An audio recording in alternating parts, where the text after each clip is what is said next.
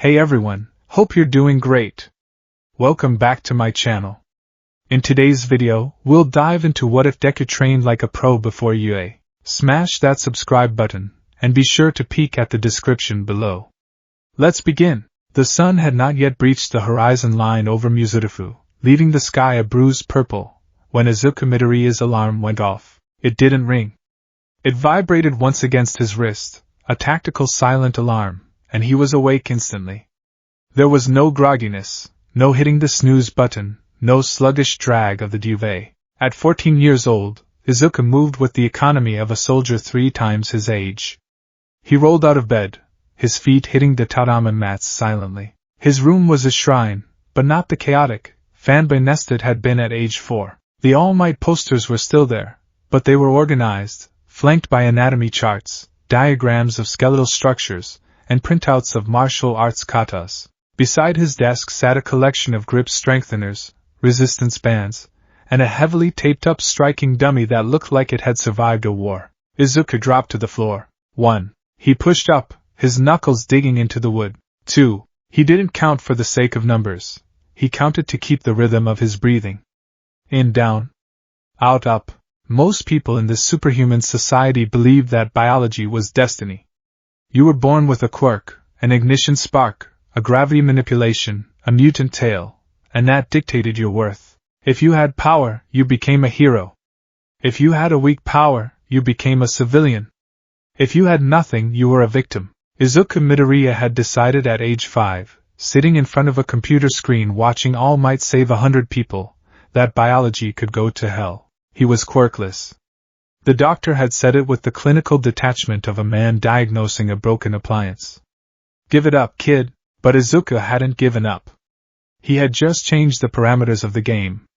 If he couldn't blast fire from his hands or lift a bus with his mind, he would make sure his body was a machine that didn't need to. 499, Izuku whispered, sweat dripping from his nose to the floor. 500. He held the plank position at the top, his core trembling slightly, veins prominent along his forearms. His arms weren't bulky like a bodybuilder's. They were corded, dense, built for functional violence and endurance. He was a sleeper build, hidden under a school uniform. He looked average. Under the skin, he was steel cable. He stood up, shaking out his arms, and moved to the mirror. He checked his form. No injuries. No stiffness. Plus ultra, he murmured to the empty room. He grabbed his yellow backpack. It was weighted with 20 pounds of sandbags. Time for the morning run. Aldera Junior High was a place where dreams went to die, usually suffocated by the casual cruelty of adolescence. The classroom buzzed with the low-frequency hum of gossip and suppressed energy. Izuku sat at his desk, his notebook open. It wasn't the jagged scribbles of his youth.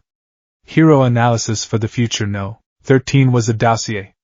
It contained sketches of prose, but also physics equations calculating force impact, chemical breakdowns of villain quirks, and tactical assessments of local patrol routes. So, the teacher's voice cut through the noise, waving a sheaf of papers. As third-year students, it's time to think seriously about your futures. I would hand out these career forms, but he snatched them up and threw them into the air, a dramatic flare that Izuku found tiresome. I assume you all want to be heroes, the class erupted. Hands turned into hooks, eyes glowed, necks stretched. It was a carnival of minor superpowers.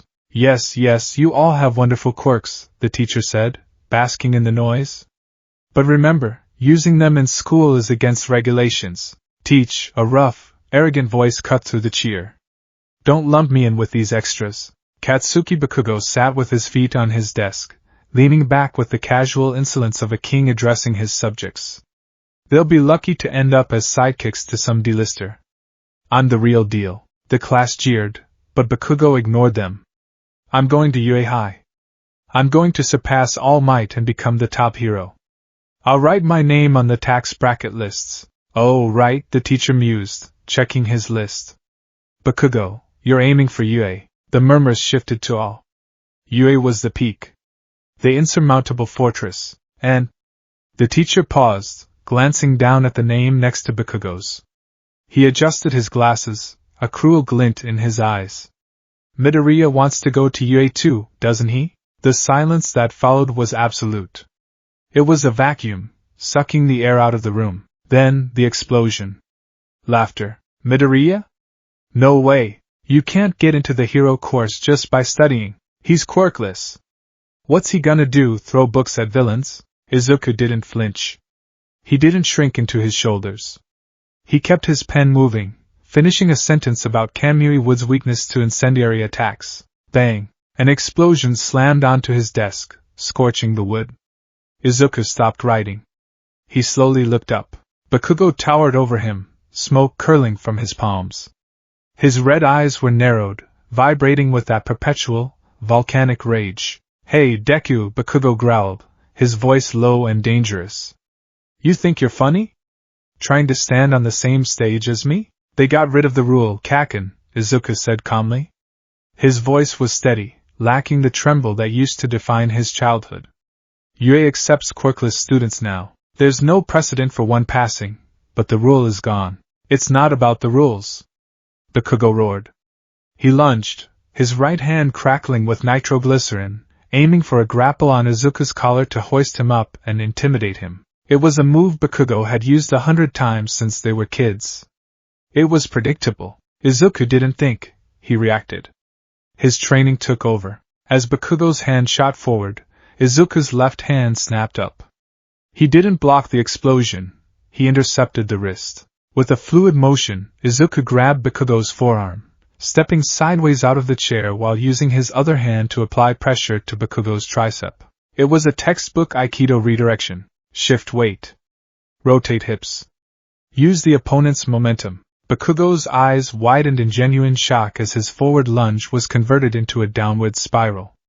Izuku guided him, slamming Bakugo's chest onto the desk, not hard enough to injure, but hard enough to wind him. The explosion Bakugo had prepped went off harmlessly to the side, singing the air but missing Izuku entirely. Silence reigned again.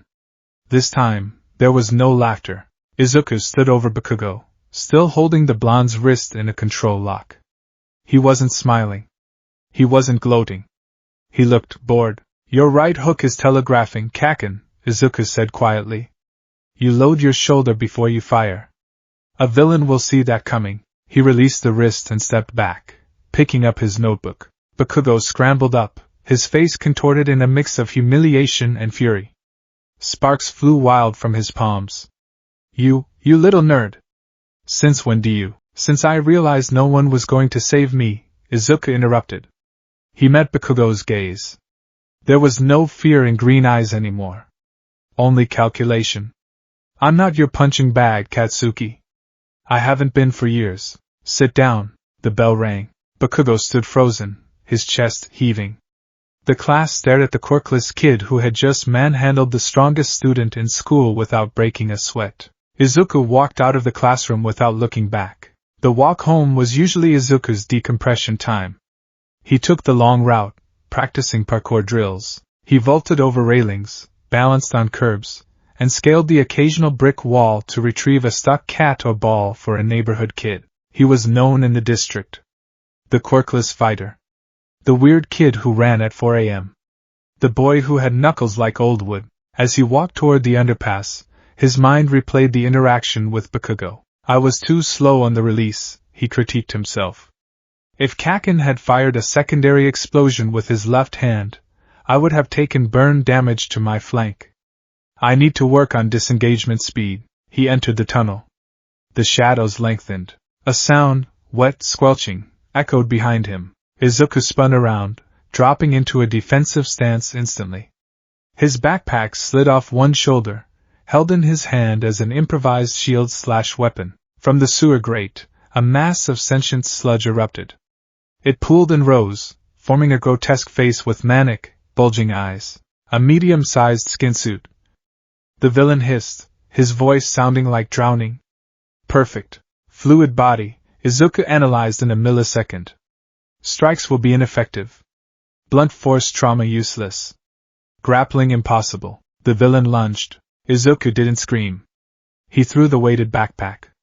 It hit the villain's eye, causing the sludge to flinch, but the bag was swallowed instantly. Izuku used the distraction to sprint, launching himself off the tunnel wall to try and vault over the villain. He almost made it. A tendril of slime whipped out faster than human reaction time, catching Izuku's ankle. Gotcha! Izuku was slammed into the concrete, the air leaving his lungs.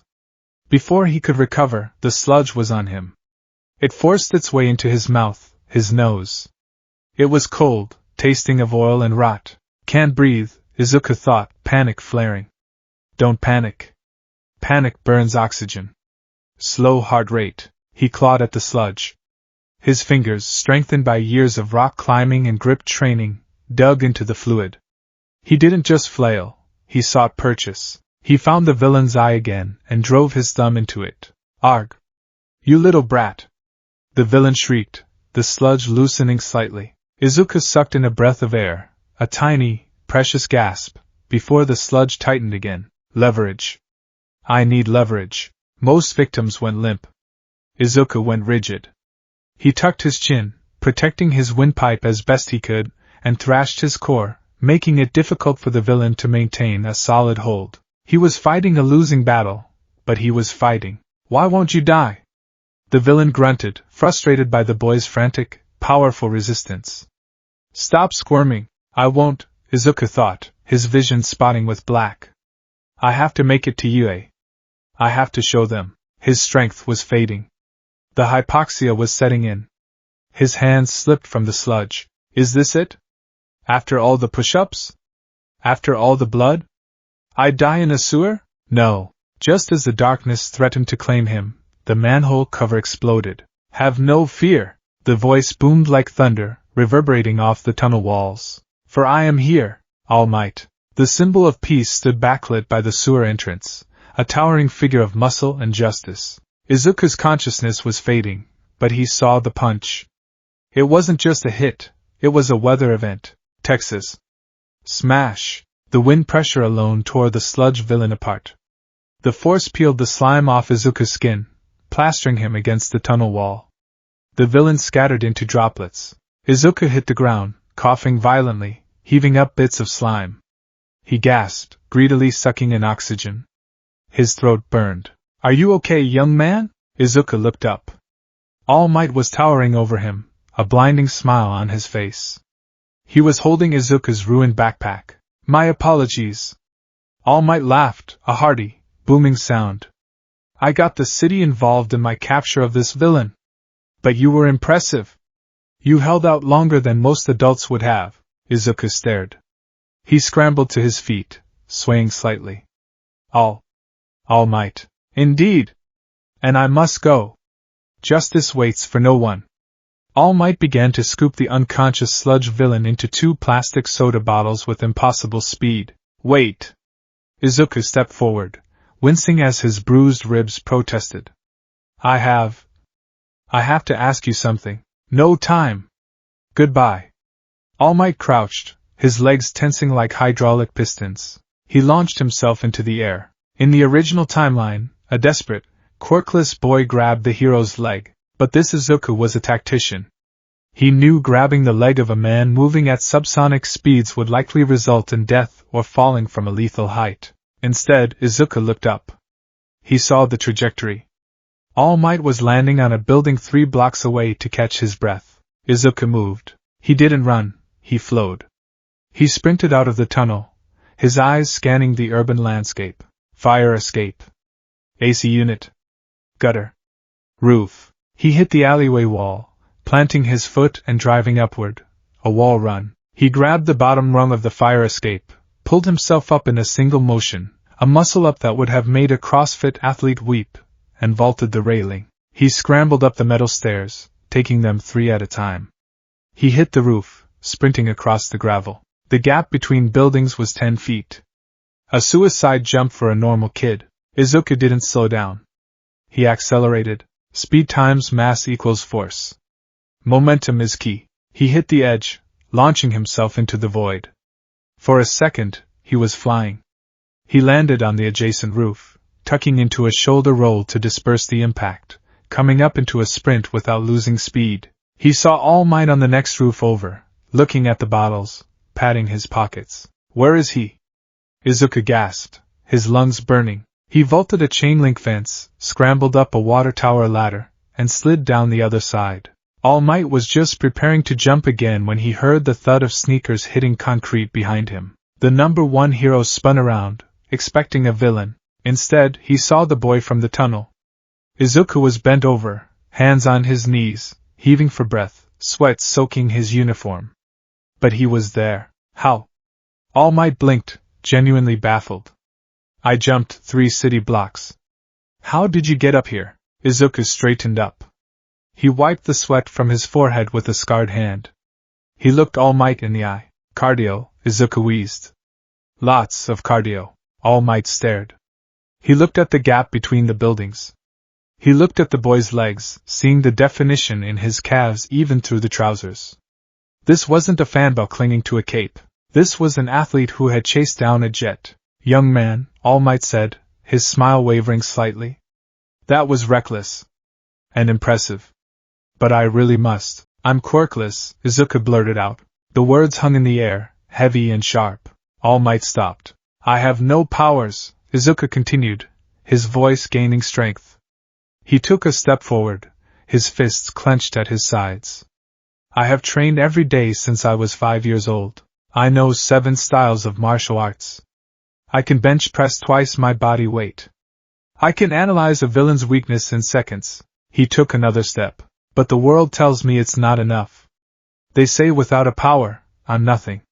They say I'm a liability. Izuku looked at his hands, the calluses, the scars from the punching bag, the burns from cooking, the cuts from the parkour. I don't want to be a liability. I want to save people. I want to be the guy who wins when everyone else is scared. He looked up, eyes burning with a desperate, furious intensity. All Might. Can I be a hero even without a quirk?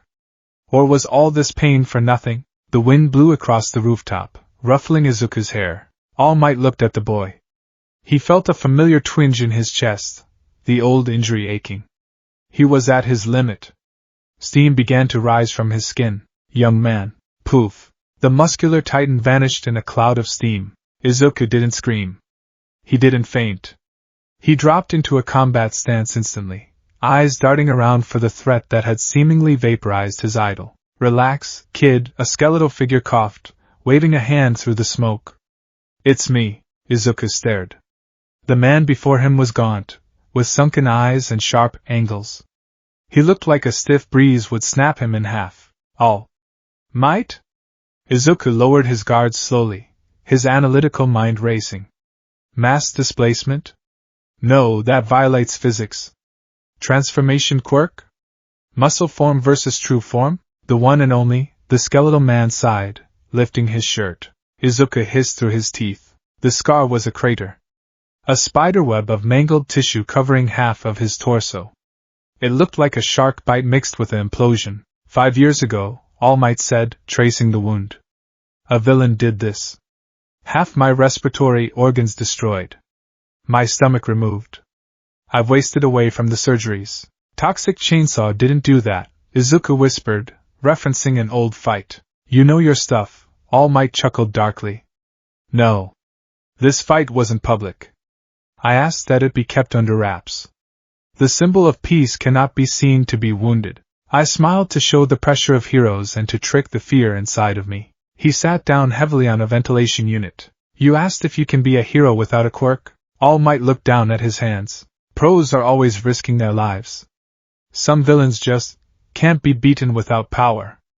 I cannot, in good conscience, tell you that you can be a hero without a quirk. The risk is too high. If you want to help, become a police officer. They get little credit, but it's noble work. Izuku felt the words like physical blows. Police officer. It was the logical answer. The safe answer. I see, Izuku said. His voice was hollow. I'm sorry, kid. All Might stood up, walking toward the door to the stairs. You have a strong body. Stronger than I've seen on a middle schooler. But you need to be realistic. All Might opened the door and left. Izuku stood alone on the roof. He didn't cry. He wanted to. The tears pricked at his eyes, hot and stinging.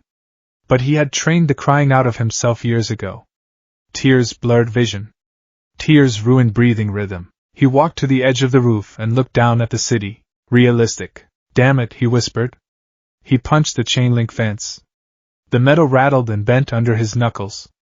Damn it! Boom! An explosion rocked the district. Izuku's head snapped up. A pillar of smoke was rising from the shopping district. The same direction All Might had come from, the bottles. Izuku realized it instantly. When I grabbed his leg, no, I didn't grab his leg. When he jumped, did they fall? He didn't think about being realistic. He didn't think about the police. He checked the distance.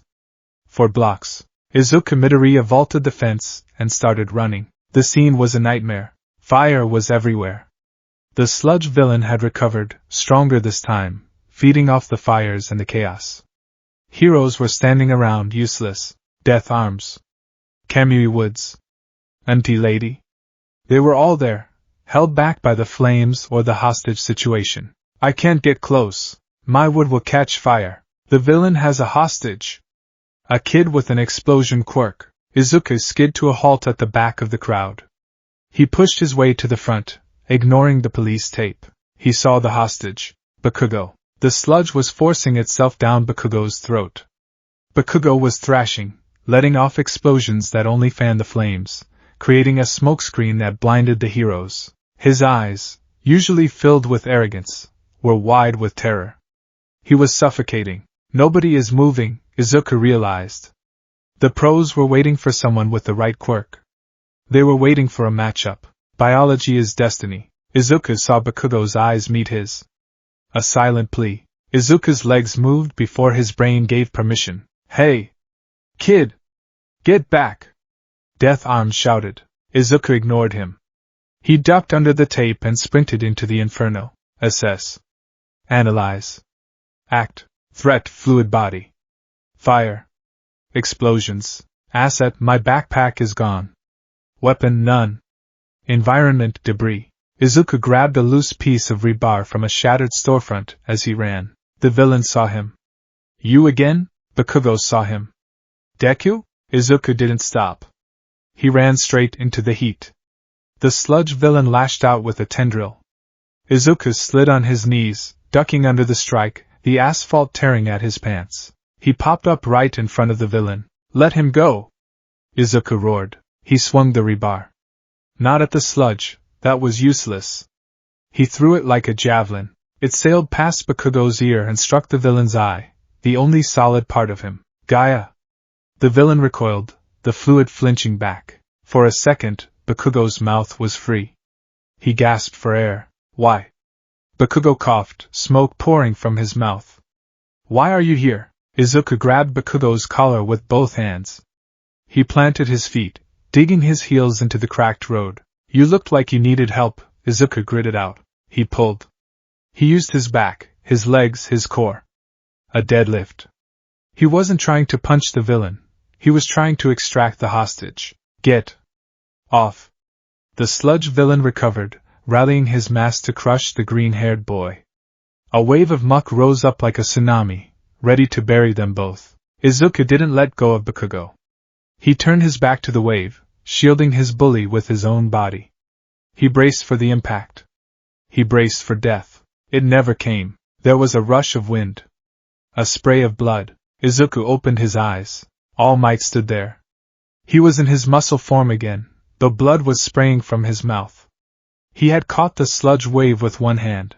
I really am pathetic, All Might growled, his voice vibrating with true anger, at himself. I told you to be realistic. While I stood around and watched, he grabbed Bakugo's other arm. Detroit. The punch didn't just hit the villain. It changed the weather. Smash! An updraft of tornadic force blasted the villain into the stratosphere. The fire was blown out instantly. Rain began to fall from the suddenly created low-pressure system. Izuku was shielded by All Might's bulk, but the wind pressure still knocked him onto his back. He lay there on the wet pavement, staring up at the clouds, his chest heaving. He was alive. The aftermath was a strange reversal of reality. The pro-heroes were scolding Izuku. You idiot! You could have gotten killed! Kamui Woods yelled. That was reckless! You have no quirk! You were in the way! Death Arms pointed a finger at Izuku's chest. Meanwhile, the media was praising Bakugo for his bravery and powerful quirk. Izuku stood there, taking the lecture. He didn't argue. He knew they were right, technically. He had violated protocol, but as he bowed his head, he felt a vibration in his hands. He looked at them. They were shaking. Not from fear. From adrenaline. I did something. They stood and watched. I acted. Bakugo was being shepherded away by the press, but he cast one look back at Izuku. It wasn't angry. It was confused. It was the look of a worldview shattering. Izuku walked home as the sun set. He was bruised, his uniform was ruined, and he had been told by his idol to give up. I guess that's it, he thought, turning the corner to his street. I tried. I really tried. I am here. Izuku jumped, dropping into a fighting stance. All Might slid out from around the corner, striking a pose before instantly coughing up blood and reverting to his skeletal form. All Might? Why? I thought you were surrounded by reporters. I shook them. The skeleton man wiped his mouth. Young man. I have a correction to make. Izuku straightened up, lowering his hands. About earlier, All Might said, walking closer. On the roof. I said you should be realistic. It's okay, Izuku said quietly. You were right. I got in the way. No, All Might said sharply. You didn't. The hero looked at the boy. Back there. None of the pros moved. They were waiting for the right conditions. They were thinking about their quirks. But you. All Might pointed at him. You didn't think. You moved. Your legs moved on their own. Izuku's eyes widened. Top heroes have stories about their school days, All Might continued, his voice soft but intense.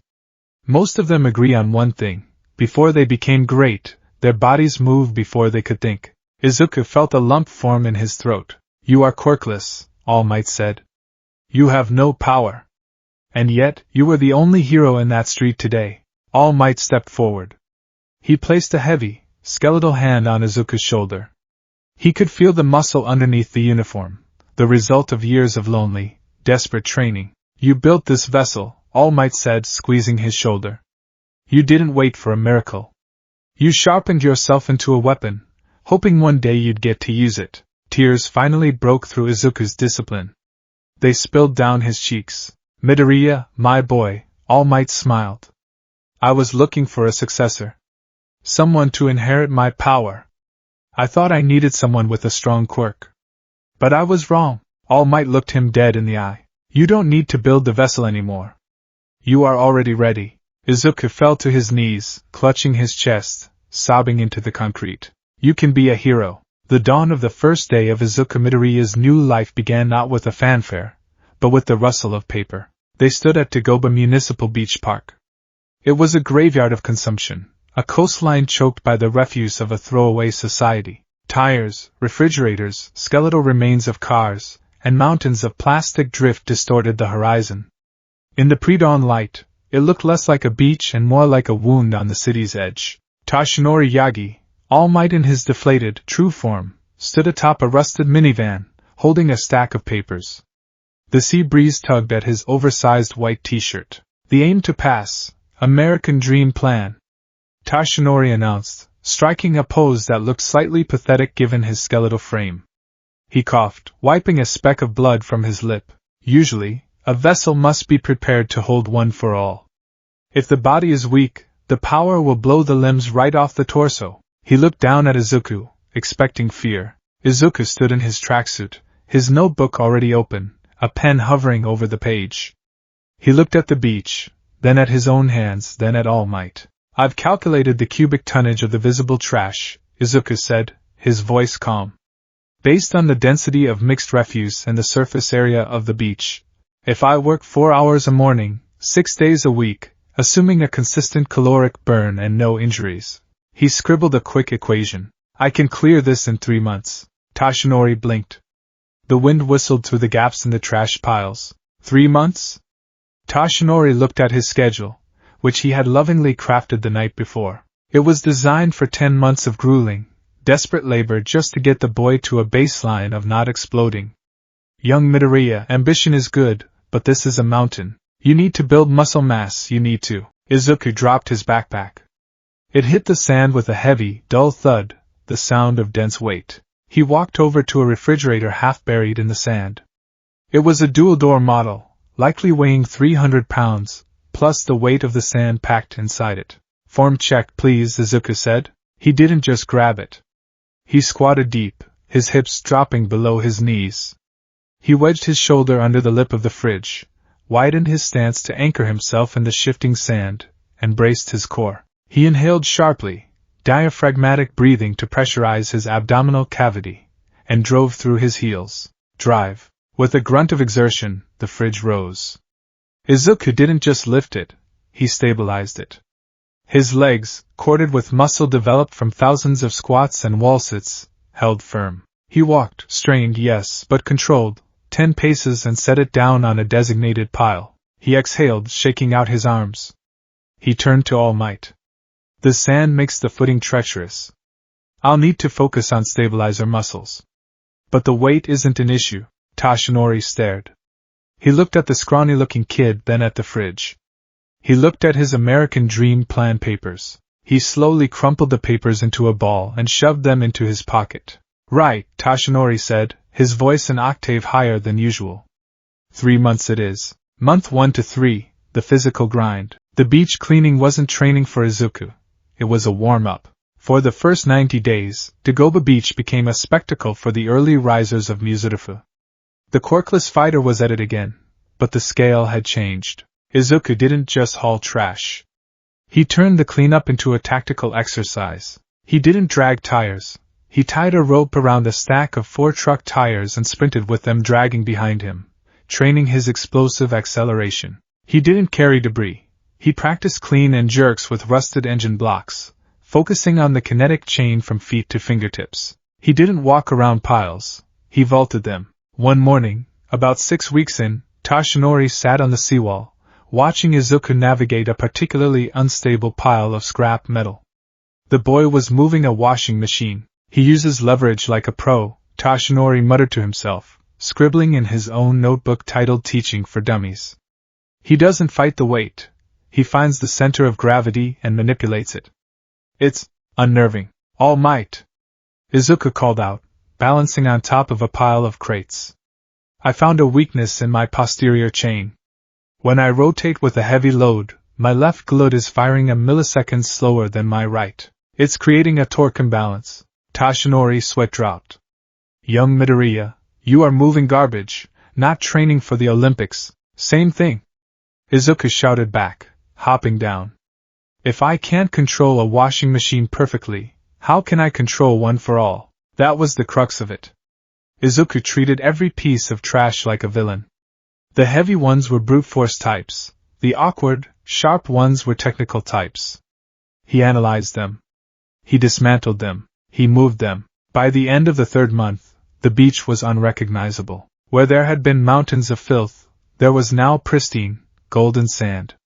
The rising sun glittered off the ocean, unobstructed for the first time in years. Izuku stood in the center of the clean beach, shirtless, panting slightly. He had filled out. He wasn't bulky like a bodybuilder, that would limit his mobility.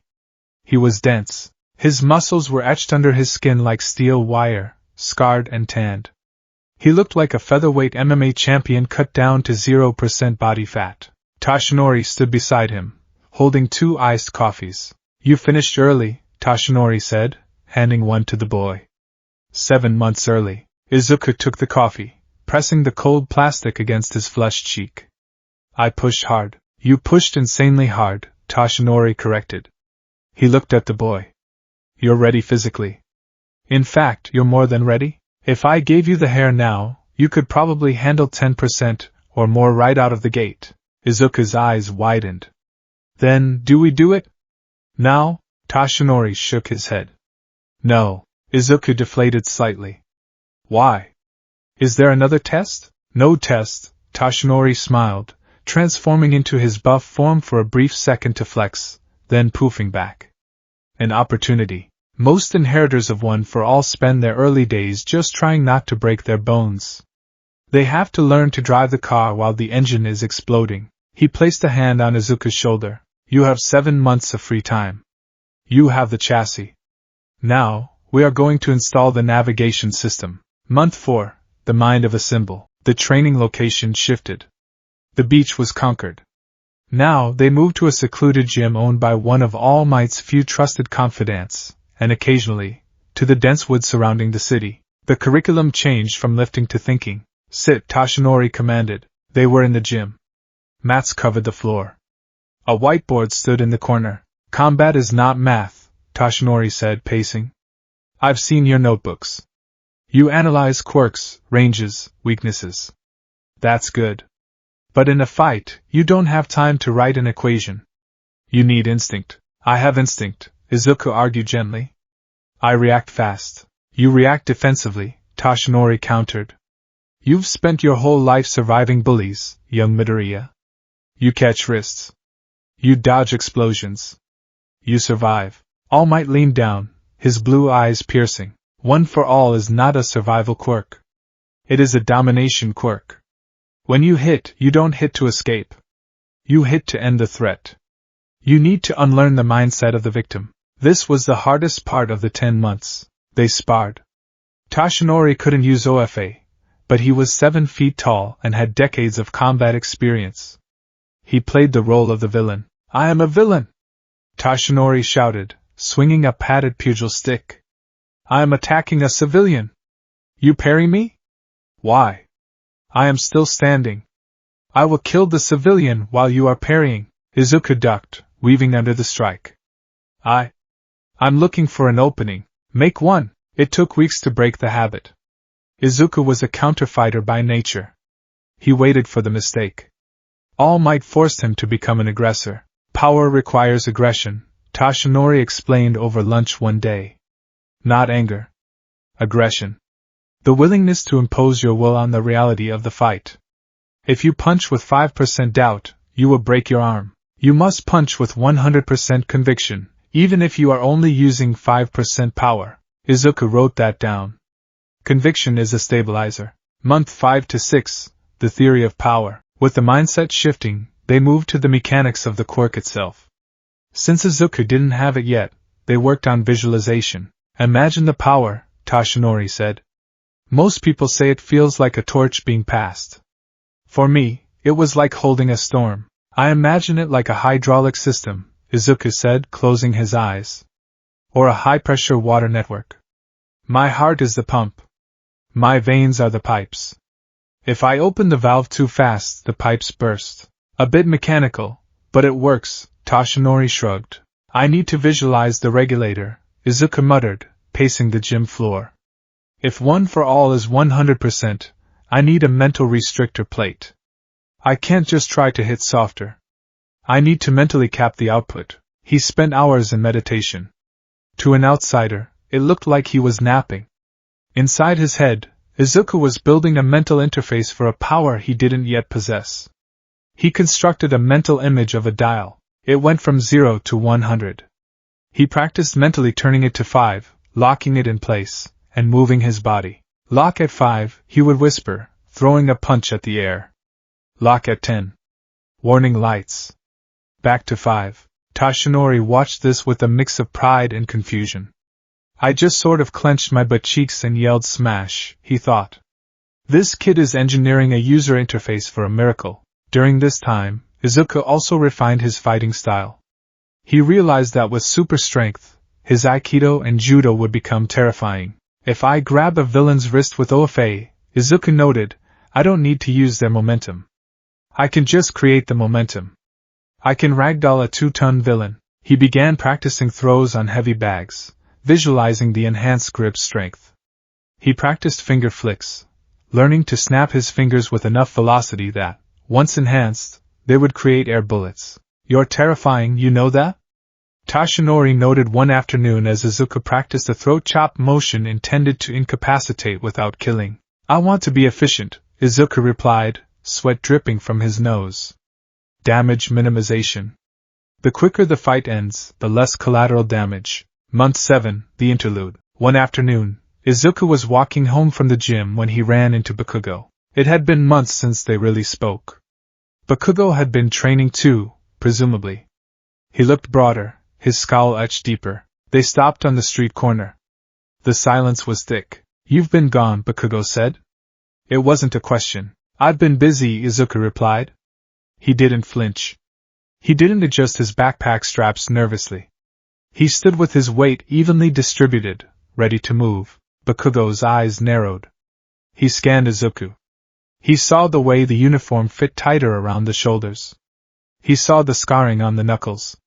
He saw the calmness. You think you're gonna pull a fast one at the exam? Bakugo scoffed, though the bite was weaker than usual. You think lifting weights makes you a hero, Deku? It's a start, Izuku said. He looked at the setting sun. You should work on your cardio, Kaken. I saw you winded after the sludge incident. Explosions consume a lot of oxygen. Bakugo stiffened. Sparks popped on his palms. You looking down on me? No, Izuku looked him in the eye. I'm analyzing you. There's a difference. Izuku walked past him. Bakugo didn't attack. He just stood there, watching the back of the boy he used to torment, realizing with a cold pit in his stomach that the victim had left the building a long time ago. Month 8, the inheritance. 2 months before the entrance exam, they were back at the beach. The sun was setting, painting the water in hues of violet and orange. You are ready, Toshinori said. There was no fanfare this time. No speech about destiny. Just the quiet acknowledgement between master and student. The exam is in 2 months, Izuku said. If I take it now, I have 60 days to learn the backlash. Exactly, Toshinori nodded. Most people would need the full 10 months just to survive the transfer. You, however, you are overprepared. All Might reached up and plucked a single golden hair from his head. He held it out. Eat this. Izuku stared at it. I knew the biology of DNA transfer was the mechanism, but oral ingestion. Really? It has to be digested to be absorbed into the system, Toshinori explained, trying to keep a straight face. Don't overthink the science, young Midoriya. Just swallow the hair. Izuku sighed. He took the hair. He looked at it with the gravity of a soldier accepting a medal, then tossed it into his mouth and swallowed dry. Gross, he muttered. It takes a few hours to digest, Toshinori said, transforming into All Might. Go home. Rest. Tomorrow, we meet at the gym. And bring medical supplies. Just in case. Month 8, Day 1, the first ignition. The private gym was quiet. Izuku stood in the center of the mats, wearing shorts and a compression shirt. Do you feel it? All Might asked. I feel, buzzing, Izuku whispered.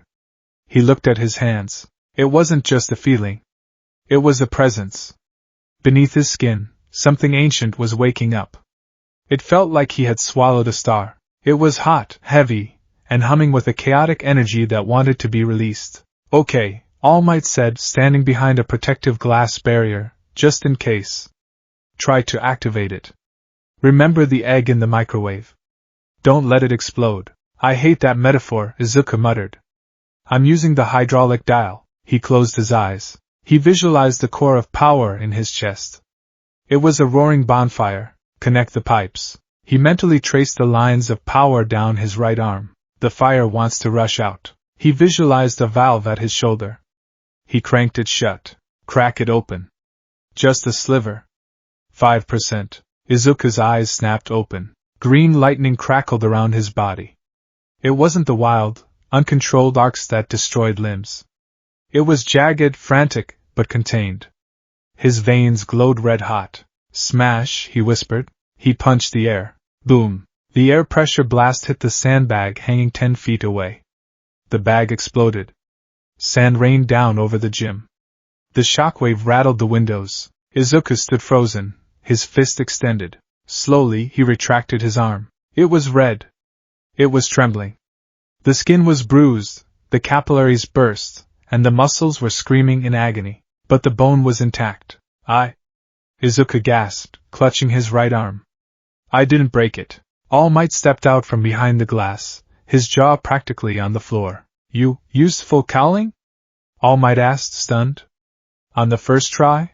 I tried to spread it. Izuku gritted his teeth, the pain washing over him.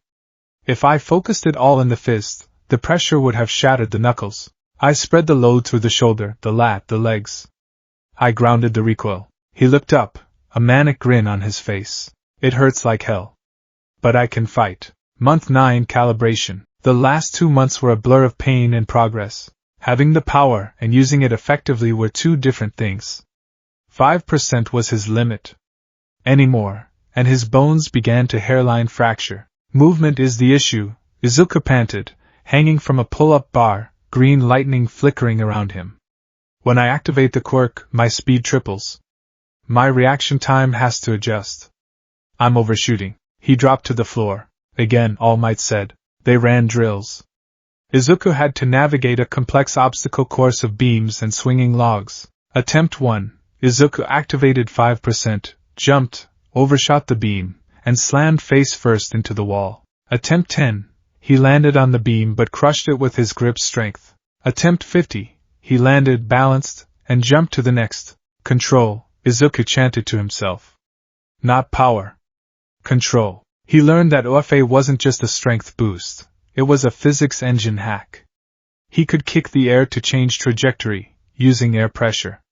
He could snap his fingers to create distractions, and he learned the shoot style early. My punches are strong, Izuku reasoned one evening, icing his bruised knuckles.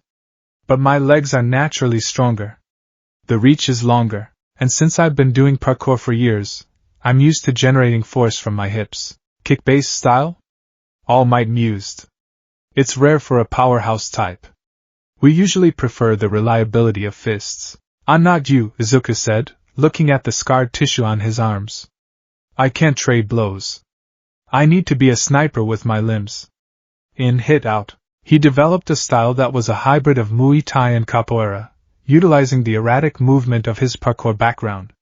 He would bounce off walls, spin, and deliver a heel kick reinforced by 5% OFA. It was fast.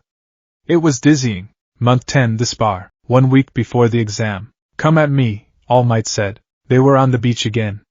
All Might was in his muscle form, but he had promised to restrict his output to match Izuku's level. Izuku stood 20 feet away.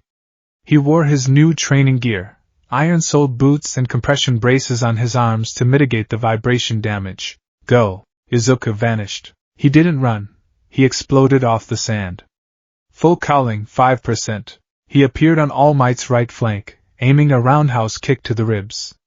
All Might blocked with a forearm. Crack. The impact created a shockwave that kicked up a wall of sand. All Might slid back an inch. He's heavy, All Might thought. The boy fights heavy. Izuku didn't stop. He used the recoil off All Might's arm to spin in the air, dropping low and sweeping for All Might's legs. All Might hopped over the sweep, aiming a chop at Izuku's neck. Izuku saw it. His eyes tracked the motion. Too fast to dodge, so he didn't dodge. He met the chop.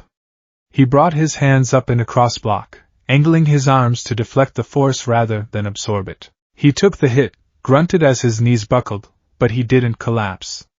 He used the downward force to load his legs like springs. Smash! Izuku drove upward, an uppercut aiming for All Might's chin. All Might caught the fist in his palm. The wind pressure ruffled his bangs. They stood there for a second. Izuku's fist in All Might's hand. Green lightning crackling against golden aura. All Might smiled. That, All Might said, would have knocked out a villain. Izuku released the power, slumping back, exhausted. But you caught it. I'm the #1 hero, All Might laughed. I should hope I can catch a punch from a teenager. But young Midoriya, All Might looked at his hand. It was stinging. You are ready. You aren't just going to pass this exam. All Might looked at the UA High building in the distance, gleaming on the hill. You are going to scare them. The morning of the exam, the alarm didn't ring. Izuku was already awake. He stood before his mirror. The boy looking back wasn't the trembling child who cried over his computer. He wasn't the bully victim. He was scarred. He had burn marks on his shoulder from exhaust pipes, cuts on his shins from missed jumps, and calluses on his knuckles that were thick as leather. His green hair was short, practical. He put on his middle school uniform. It was tied across the chest and arms. He walked into the kitchen. Inko Midoriya was there, cooking breakfast. She looked at him. She saw the change. She had seen him come home bruised and bloody for 10 months. She had worried. She had cried. But now, looking at him, she stopped. He didn't look fragile anymore. He looked sturdy. Izuku, she said softly. I'm off, Mom, he said. He grabbed a piece of toast, but he didn't run out the door with it in his mouth like an anime protagonist. He sat down and ate it. Protein and carbs. Fuel. He stood up, grabbed his yellow backpack, now unweighted. Izuku! Inko called out as he reached the door. He turned. Yeah? You? She teared up, but she smiled. You look like a hero. Izuku smiled back. It wasn't a nervous smile. It was the smile of someone who had done the work. I'll see you tonight, Mom. He walked out the door. The gates of UA High were massive. Thousands of students were streaming in, nervous energy radiating off them. Izuku walked through the crowd. He moved with a predator's grace, silent, efficient, avoiding collisions effortlessly. He saw Bakugo ahead of him, yelling at someone who bumped into him. He saw a girl with brown hair looking nervous, about to trip over her own feet.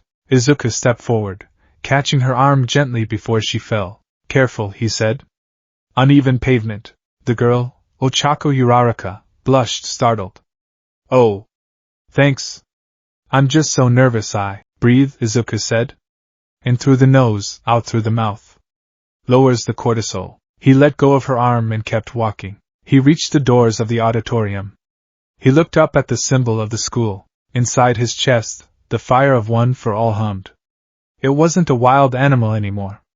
It was an engine, idling, waiting for him to step on the gas.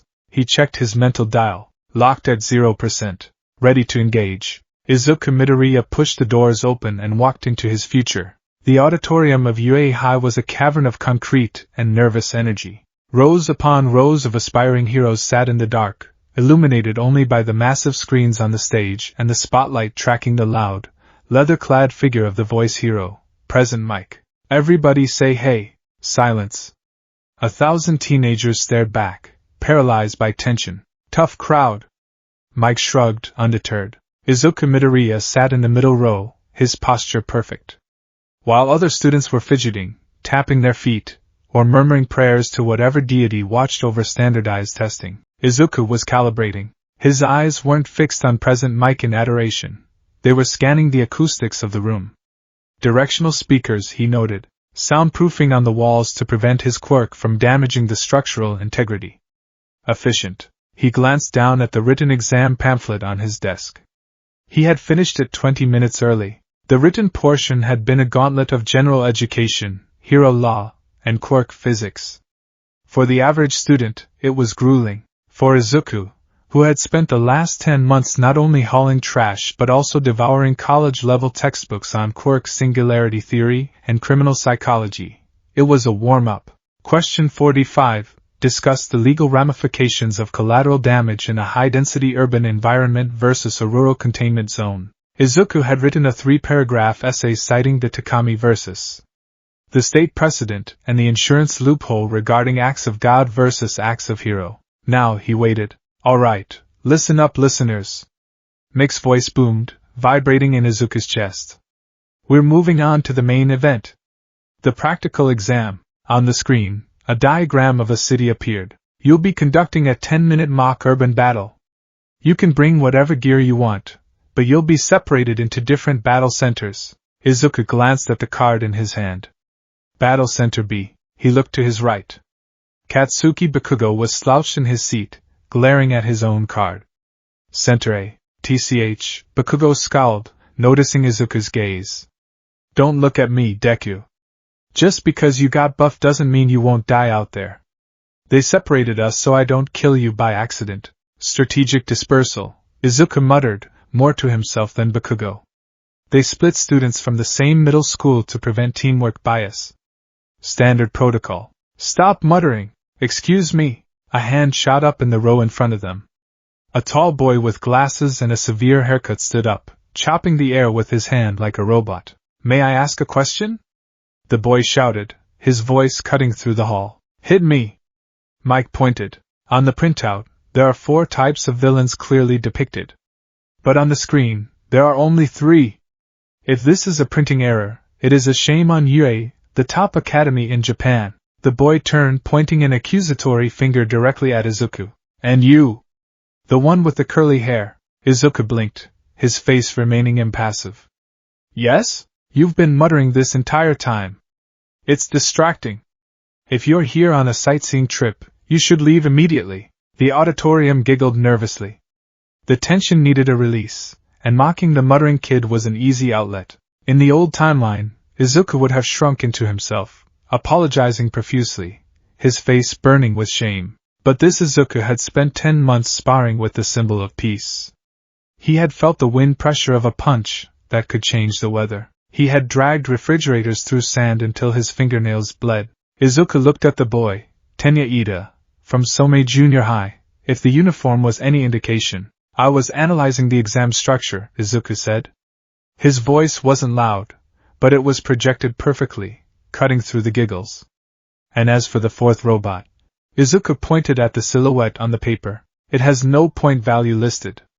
In game design, a 0-point enemy usually represents a hazard to be avoided, not a target to be destroyed. It's likely an obstacle. He met Ida's gaze calmly. And if my muttering distracted you from realizing that, maybe you need to work on your battlefield focus. The silence in the auditorium changed flavor. It went from awkward to stunned. President Mike laughed, breaking the tension. Bingo!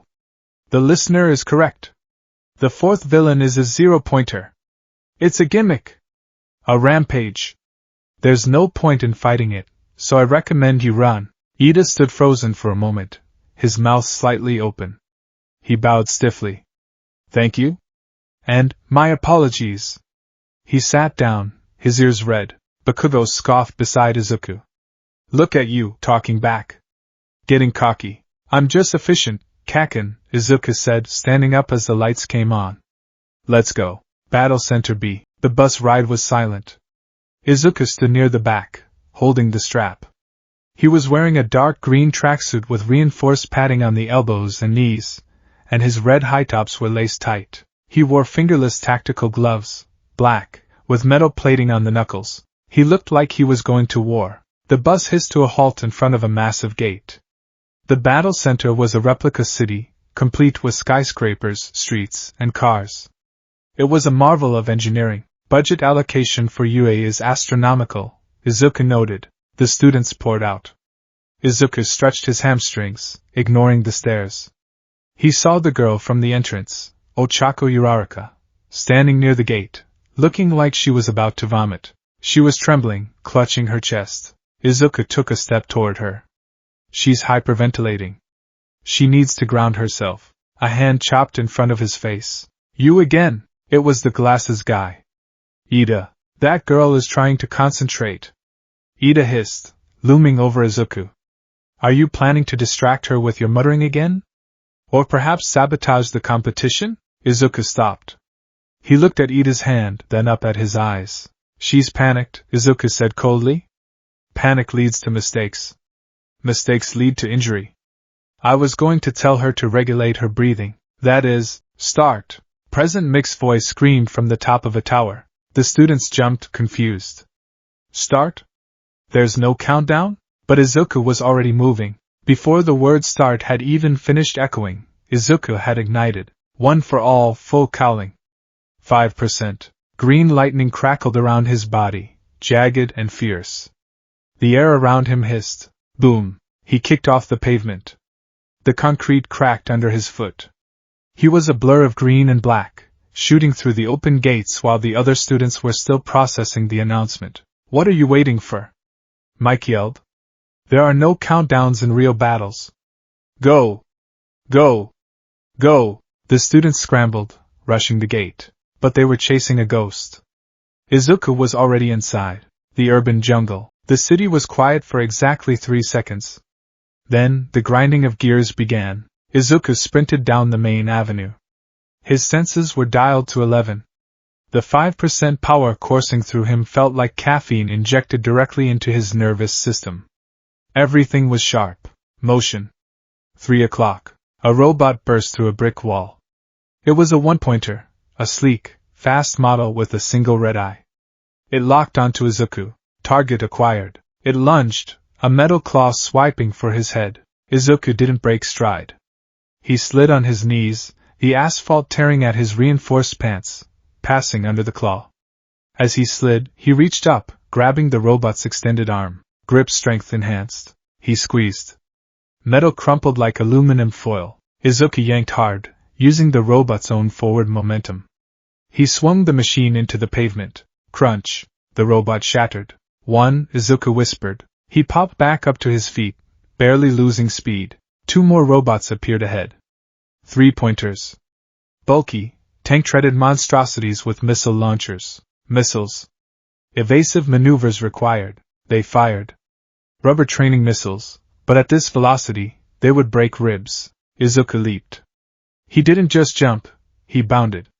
He kicked off the side of a building, while running for 3 steps to gain altitude, then pushed off, soaring over the explosions. He was in the air, looking down at the robots. Shoot style. He flipped forward, gravity aiding his descent. He extended his right leg, the lightning intensifying around his shin. Smash! He didn't yell it.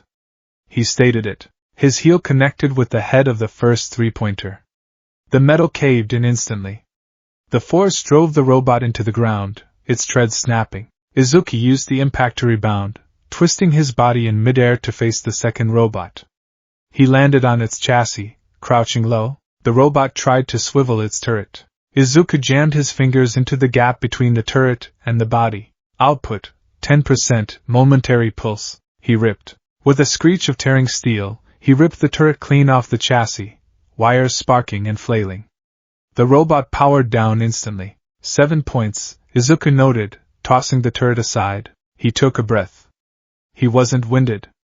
He was just getting started. The observation room. In a dark room lined with monitors, the faculty of UA watched. This year's batch is spirited, Midnight purred, watching a student with laser naval destroyer robot. There's a lot of raw power, Cementos nodded. But look at this one. He pointed to a screen in the center. It showed Izuku. He wasn't using flashy, wide-area attacks. He was fighting in close quarters. He was dismantling robots with surgical precision. A kick to the sensor array. A judo throw on a 2-pointer that caused it to crash into a 3-pointer. Candidate 2234, a small voice piped up. Principal Niza sat in his chair, sipping tea. Izuku Midoriya. He moves like a pro, Sniper commented. No wasted movement. He checks his corners. He clears the zone before engaging. And that strength, it's a strength enhancer obviously, but he's not relying on it. He's fighting with martial arts, Aizawa muttered from the back of the room, his eyes narrowed. He's using the quirk to supplement his technique, not replace it. That's rare for a kid his age. Usually, they let the power do the work. All Might stood in the corner, silent. He was gripping the railing so hard the metal was bending. That's it, my boy, All Might thought, beaming internally. Show them. You aren't just a cannon. You are a fighter. He has 45 points already, Vlad King noted. And we're only 5 minutes in. But Niza smiled, his eyes glinting. How will he handle the true test? The principal's paw hovered over a large red button. The test of character. Click. The turn. Izuku had 58 points. He was secure. He stood atop a pile of scrap metal that used to be a squadron of 2-pointers. He wiped sweat from his brow. The 5% usage was starting to ache. A dull throb in his bones, a reminder that his body was still human. Time check. 2 minutes left. He scanned the street. Other students were exhausted. Ida was zooming around, kicking robots with his engines. He was efficient, racking up a high score. Bakugo, in another center, was likely destroying the scenery along with the targets. Uraraka. Izuku spotted her down the street. She looked green. She had used her gravity quirk too much. She touched a robot, floating it, but looked like she was about to pass out. I have enough points, Izuku calculated. I should maintain a defensive perimeter and conserve stamina. Then, the ground jumped. It wasn't a vibration. It was an earthquake. Buildings groaned. Glass shattered. Dust billowed from the end of the main thoroughfare. A shadow fell over the city. Izuku looked up. And up. And up. The 0-pointer was immense. It was taller than the skyscrapers. It was a rolling mountain of green metal, its hands large enough to crush a bus like a soda can. Targets acquired, the zero-pointer boomed, a sound that rattled teeth. It punched the ground. A shockwave tore through the street, ripping up pavement and sending students flying. Run! It's huge! Forget the points.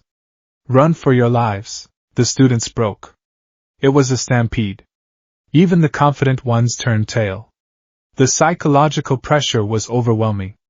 This wasn't a villain, it was a natural disaster made of steel. Izuku stepped back, shielding his eyes from the dust. It's too big, he analyzed instantly. Fighting it is illogical. There are no points. The correct tactical decision is retreat. He turned to run. Ow! The sound was faint, buried under the roar of the robot and the screams of the crowd. But Izuku heard it. He stopped. He turned back. Through the dust, he saw her. Ochako Uraraka. She had tripped. Her leg was pinned under a massive slab of concrete debris dislodged by the robot's march. She was struggling, clawing at the stone, but she was exhausted. The zero-pointer was looming over her. Its massive tread was descending. It wasn't aiming for her, but it didn't care if she was there. It was just moving forward. Distance, 40 meters. Time to impact, 4 seconds. Student support, none. Everyone has fled. Izuku's mind went blank. The equations vanished. The tactics vanished. There was no 0 points. There was only a person about to die. Izuku moved. He didn't run this time. He exploded. He channeled the power. Full cowling. He hit the slab, trapping Uraraka. He didn't lift it gently. He kicked it. The concrete shattered into dust, freeing her leg. Can you stand?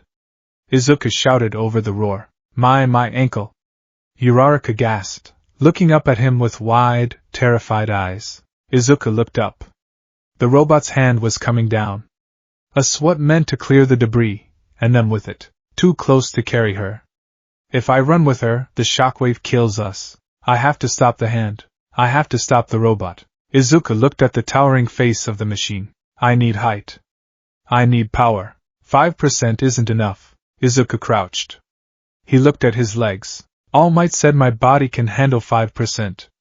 He said 100% would blow my limbs off. I need a middle ground. Hypothesis. Short duration overload. Cover your head. Izuku yelled at Uraraka. He looked at the robot. One for all. He cranked the dial in his mind. He ignored the warning lights. He pushed past 5%. Past 10%. 20% lower body focus. The green lightning turned blinding white. The concrete beneath his feet vaporized into powder. Izuku screamed. He launched. It wasn't a jump. It was a missile launch. The force was so violent that the ground cratered for 10 feet around the launch point. Uraraka was blown back by the wind pressure. Izuku shot upward. The wind tore at his face. The G-force threatened to black him out. He felt the muscles in his legs tear, micro tears, snapping fibers, but the bones held. He soared past the robot's hand. Past its chest. He was face to face with the zero-pointer. He hung there in the air, a tiny speck against the mechanical titan. He clenched his right fist. If I use 100%, I lose the arm. If I lose the arm, I can't land. If I can't land, I die. Calculation, 50%. He focused the power. He felt the bones in his right arm groan under the pressure. The veins bulged, turning purple. Detroit. The robot's red eyes flared. Izuku swung. Smash! He connected with the central faceplate. KRKOM. The sound was deafening. The entire head of the zero-pointer caved in. Metal crumpled like paper. The force of the blows sent a shockwave straight through the robot's neck, severing the connection to the chassis. The massive machine was thrown backward. It tipped, its momentum reversed by the sheer kinetic energy of the punch. Explosions rippled up its spine. Izuku floated in the air for a second, suspended in the aftershock. His right sleeve was disintegrated. His arm was purple, swollen, and throbbing with an agony that made his vision swim. His fingers were twisted. Arm. Fractured. Not shattered. Fractured. Then, gravity took hold. He began to fall. I'm falling. The ground was rushing up. Legs, useless. Torn muscles from the jump. Right arm, useless. Left arm, okay. He saw the ground coming. He saw Uraraka watching him fall. Slap, he whispered. He gritted his teeth against the pain. He reached out with his left hand, his good hand. He aimed at the ground. Delaware smash. Air Force. He snapped his fingers with 100% of his remaining strength. The air pressure blast shot downwards, hitting the street. It acted like a retro rocket. It slowed his descent, buffering the fall. But it wasn't a soft landing. Izuku hit the ground rolling. He tumbled, his broken arm flailing, his body skipping across the pavement like a stone. He slammed into a pile of debris and came to a stop.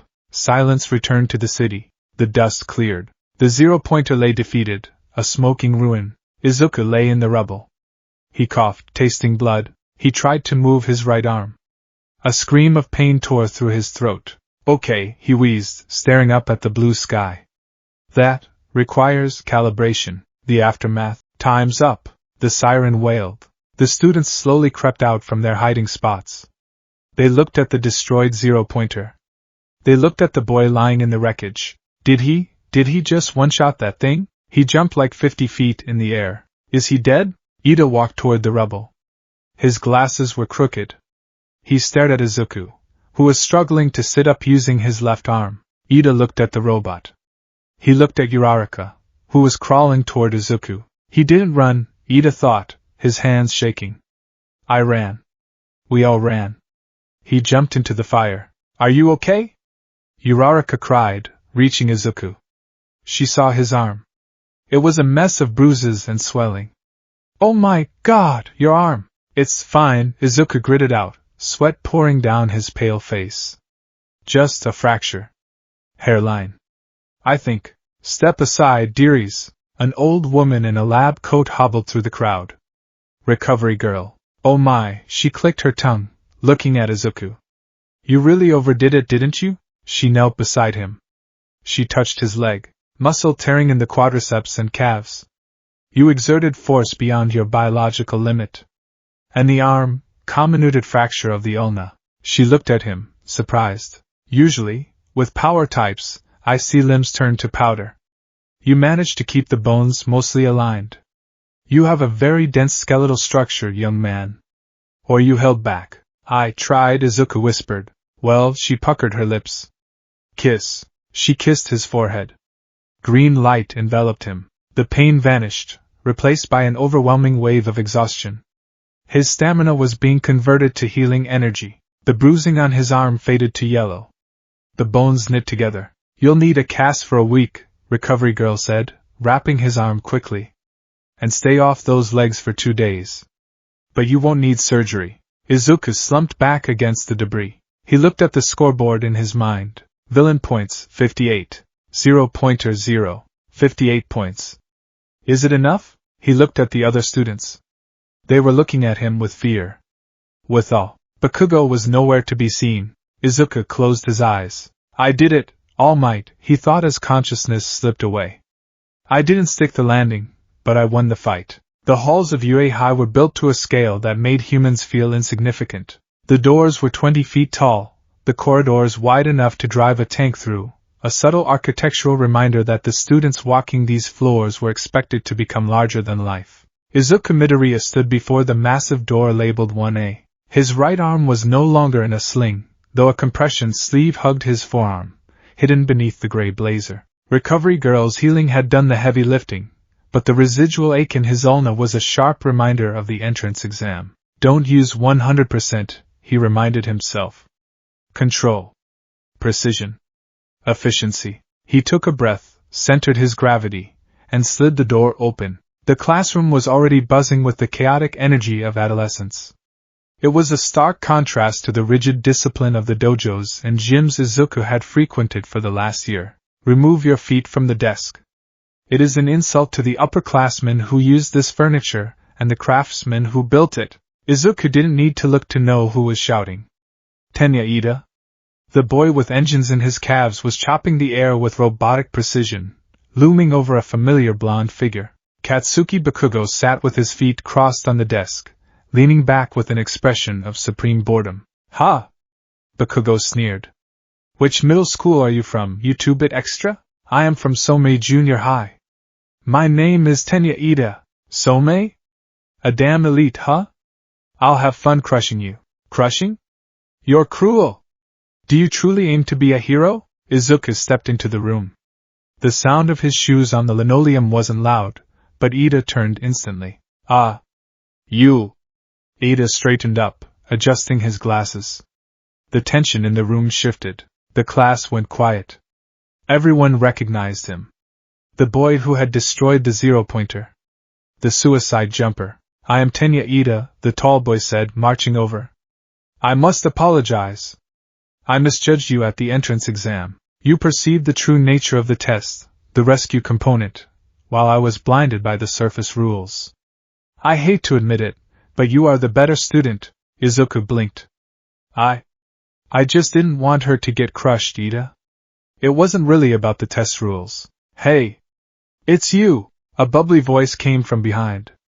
Ochako Uraraka appeared, beaming. The plain-looking boy. You were amazing! That punch was like WSH. And then you were like snap. Are you healed? Is your arm okay? Izuku nodded politely. Recovery girl is efficient.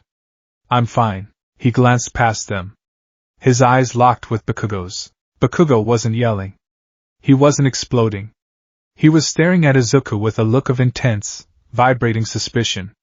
It was the look of a predator realizing the prey had grown teeth. Deku, Bakugo said, his voice low. Explain. Explain what, Kaken? Izuku asked, walking to his seat, the one directly behind Bakugo. Don't play dumb, Bakugo growled, turning in his chair. The power. The strength. You've been a pebble on the side of the road for 10 years. Suddenly you're smashing giant robots? Did you lie to me? The accusation hung heavy. To Bakugo, the idea that Izuku had hidden a quirk was a betrayal of their entire history. I didn't lie, Izuku said calmly, placing his bag down. I just caught up. Caught up? Bakugo's hand smoked. You think you can. If you're here to make friends, pack up and leave. The voice came from the floor. The class froze. Slowly, they looked toward the doorway. A man was lying there in a yellow sleeping bag. He looked like a caterpillar that had given up on life. He sipped a pouch of jelly juice, his eyes bloodshot and tired. He unzipped the bag and stood up. He was dressed in black, his hair a mess, a capture weapon scarf wound around his neck. Izuku's eyes narrowed. Eraserhead. The erasure hero. An underground specialist. He hates media. He fights logically. Why is he teaching 1A? It took you 8 seconds to quiet down, the man deadpan. Time is a limited resource. You lot aren't rational enough. He walked to the podium. I'm your homeroom teacher, Shota Aizawa. Nice to meet you. Homeroom teacher? The class exclaimed in unison. He looked more like a homeless man than a prestigious UA faculty member. Aizawa reached into his sleeping bag and pulled out a stack of gym uniforms. Put these on and head to the grounds, he said, turning his back. We're doing a quirk apprehension test. The grounds. The sun was high and unforgiving. The dirt field was vast, lined with measurement equipment. A quirk apprehension test? Uraraka asked nervously. But what about orientation? The entrance ceremony? Aizawa stood with his hands in his pockets, his back to the sun. If you want to be a hero, you don't have time for leisurely events like ceremonies. UA is known for its freestyle educational traditions. That applies to the teachers as well. He turned his dark eyes on the students. Softball throw. Standing long jump. 50-meter dash. You did these in middle school, right? But you were prohibited from using your quirks. The country is still trying to pretend everyone is created equal by banning power use in sports. It's irrational. He looked at Bakugo. Bakugo. You finished first in the practical exam. In junior high, what was your best result for the softball throw? 67 meters, Bakugo grunted. Try it with your quirk, Aizawa said, tossing him a ball. Do whatever you want as long as you stay in the circle. Bakugo walked to the circle. He stretched his arms, a feral grin spreading across his face. He glanced back at Izuku. Watch this, nerd. Bakugo threw. As the ball left his hand, he detonated a massive explosion. The blast wave propelled the ball like a cannon shot. Die. Izuku muttered. A bit excessive for a ball. 705.2 meters, Aizawa read from his device. The class erupted. 700 meters? That's insane. We can use our quirks? This is going to be awesome. I can finally go all out. Aizawa's expression darkened. The air temperature seemed to drop. Awesome, you say? He looked at the students, smiling, excited, treating this like a game. You have 3 years to become a hero. Will you have that awesome attitude when you're saving people from a tsunami? When a villain is holding a bus hostage? The world is unfair. Heroes are the ones who overturn that unfairness. He pushed his hair back. This isn't a game. The student who ranks last in total points will be judged as having no potential and will be instantly expelled. Expelled? Uraraka shrieked. On the first day. That's not fair. Natural disasters aren't fair, Izuku said quietly. The class looked at him. Izuku was adjusting his gloves, his face grim. Villain attacks aren't fair, Izuku continued, testing the grip of his boots on the dirt. Mr. Aizawa is right. We aren't here to have fun. We're here to survive. Aizawa's lips twitched, almost a smile. Someone gets it. Welcome to UA High's Hero Course. Test 1, 50-meter dash. The students lined up in pairs. First up, Tenya Ida versus Tsuyu Ajui. Ida's engines roared. Engine boost. He crossed the line in 3.04 seconds. Ajui hopped like a frog, clocking 5.58. Well, he is built for speed, Izuku noted, scribbling mentally. Reciprocating engines. High torque. Poor turning radius, likely. Midoriya Bakugo, Aizawa called out. The class quieted down. The rivalry was palpable. Bakugo walked to the line, glaring at Izuku. Don't cry when I leave you in the dust, Deku. Izuku stepped up. He shook out his legs. The distance is short, Izuku analyzed. If I use 100%, I'll destroy the track and my legs. If I use regular running, I lose. Full cowling, 5%. Focus on the start. On your mark, the robot camera said. Get set. Green lightning sparked around Izuku's body. Pow! Go! Bakugo launched backward with explosions, propelling himself forward.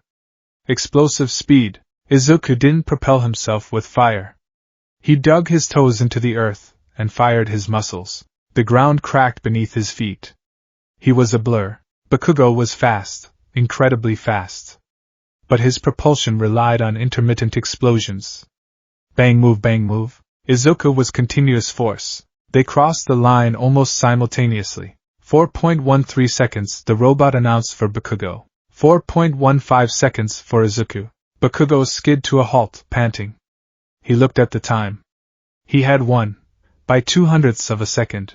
TCH, Bakugo spat. Too close. Izuku straightened up, wiping dust from his pants. He wasn't winded. My start was sloppy, he critiqued himself. I lost traction on the loose dirt. I need to adjust my launch angle. Bakugo stared at him. He almost beat me in a sprint. Without explosions? Just running? Test 2, grip strength. Izuku held the dynamometer. Beside him, a massive boy with multiple arms, Mizo Shoji, squeezed. 540 kilograms. The machine beeped. Whoa! The class gasped. That's like a gorilla. Izuku looked at the device in his hand. Focus. Just the hand. Don't let the power bleed into the forearm too much. He channeled one for all into his fingers. The metal handle groaned. Squeeze. Crack. The machine didn't beep. It shattered. The casing split open, springs and gears popping out. Izuku blinked. I think I owe the school a new one. Aizawa looked at the destroyed device. Don't worry about it. Just write down error 4 now. Mineta, the small purple student, trembled. He crushed it. He crushed metal like it was Play-Doh. Test 3, standing long jump. Bakugo used explosions to fly across. Aoyama used his naval laser to propel himself backwards. Izuku stood at the line. 20% leg focus. One burst. He jumped. It wasn't a hop. He launched into the stratosphere. He cleared the sandbox. He cleared the grass beyond the sandbox. He landed near the fence at the end of the field, rolling to a stop. Cleared the sandbox, the machine droned. He basically flew, Ciro commented, looking at the distance. Is his quirk super strength or flight? It's power, Ida observed, adjusting his glasses. Pure, unadulterated physical output. Test 4, repeated sidesteps. Mineta was the king here, using his bouncy balls to rebound back and forth at high speed. Izuku used full cowling to enhance his agility, moving like a blur, but Mineta's specialized quirk beat him. Finally, Mineta wept. I beat the monster at something. Test 5, the ball throw. This was the main event. Uraraka stepped up. She touched the ball. Infinity. She threw it lightly. It floated, and kept going, and going. Infinity, Aizawa showed the screen. Infinity? The class screamed. That's cheating. It's effective, Izuku nodded. Gravity negation. In rescue ops, invaluable. Midoriya, Aizawa called. Izuku walked to the circle. The class watched. Bakugo watched, his eyes burning holes into Izuku's back. Izuku picked up the ball. It felt light. Strategy, Izuku thought. I can use the arm break smash like the entrance exam. That would get me a huge score. But then my arm is useless for the rest of the day. Aizawa will expel me for being a liability. I need a middle ground. High velocity, low recoil, the whip. He remembered All Might's lesson on kinetic linking. Don't just push. Snap. Izuku widened his stance. He wound up like a baseball pitcher. Legs. Hips. Torso. Shoulder. Elbow. Green lightning crackled. Wrist. He initiated the throw. Suddenly, silence. The power vanished. The lightning died. The strength left his muscles. Izuku stumbled forward, the momentum of his throw disrupted. The ball flopped out of his hand and rolled a pathetic 40 meters. 46 meters, the robot announced. Huh! Izuku stared at his hand. It's gone. The fire is gone. He looked up. Aizawa was standing there. His hair was floating, defying gravity. His eyes were glowing red. The scarf around his neck seemed to be writhing like a snake. I erased your quirk, Aizawa said, his voice dry and harsh. Eraserhead, Izuku said instantly. Quirk, erasure. You can nullify the quirk factor of anyone you look at. Weaknesses, you have to keep your eyes open. Dry eye syndrome is a likely occupational hazard. Aizawa blinked. His hair fell. You talk too much, Aizawa grumbled, rubbing his eyes. He stepped closer, invading Izuku's personal space. From what I saw in the entrance exam, you can't control your quirk. You shattered your arm to save one person. It was noble, but reckless. Aizawa pointed a finger at Izuku's chest. If you break your arm again, who will save you? Do you expect others to clean up your mess? You have raw power, Midoriya, but you have the control of a toddler. A hero who renders himself incapacitated after one attack is not a hero. He is a burden. The words were cutting. They were meant to break spirit. I'm giving you one more try, Aizawa said, stepping back. If you can't show me you can handle this power, you're going home. Right now. The class was silent. Bakugo was smirking. Serves you right, Deku. Izuku looked at the ball. He picked it up. He closed his eyes for a second. He's right. If I break, I lose. But he's wrong about one thing. Izuku opened his eyes. They were focused, sharp. I'm not a toddler. He stepped back into the circle. He's gonna be expelled, someone whispered. He can't control it. Izuku assumed the stance again. He visualized the power. He kept the dial at 0%. He began the motion. Legs. Hips. Torso. Still 0%. His arm whipped forward like a trebuchet. Wait for it. The ball was at his fingertips. The release point. Now. Izuku snapped the mental dial. One for all finger flick. 100% localized. For a fraction of a millisecond, the power surged only into the tip of his index finger. Smack. The sound was like a gunshot. The air pressure exploded outward from his hand, kicking up a cloud of dust that forced the other students to cover their faces. The ball vanished. It tore through the sky, creating a sonic boom as it exited the lower atmosphere. Izuku stood in the circle. He clutched his right hand. His index finger was purple, swollen, and definitely broken, but the rest of his arm was fine. He turned to Aizawa. He held up his fist, showing the one broken finger. A grin, A wild, adrenaline-fueled grin spread across his face. I can still move, sensei. Aizawa looked at the boy. Then he looked at the measuring device. 705.3 meters. 0.1 meters further than Bakugo. Aizawa's creepy smile returned. This kid. The meltdown. What? The scream tore through the silence. Bakugo stood there, trembling. Veins popped in his forehead. 700 meters? Beating me? You! Bakugo's worldview was cracking. Deku was the stone on the road. Deku was the pebble. Deku was nothing. If Deku was something, then who was Bakugo? DKU. Bakugo ignited his palms. He didn't think. He charged. Tell me how you did that, you bastard. He sprinted toward Izuku, right hand raised for a devastating explosion. Bakugo, stop! Uraraka yelled. Izuku didn't flinch. He watched Bakugo come, right hook. Telegraphing. Just like junior high, he's emotional. He's unbalanced. His center of gravity is forward. Aizawa's scarf began to rise, ready to intervene, but Izuku moved first. As Bakugo swung, Izuku stepped in. He dropped his level, sliding under the swinging arm. He grabbed Bakugo's lapel with his left hand and his sleeve with his right, the broken finger held carefully out of the way. Suinage.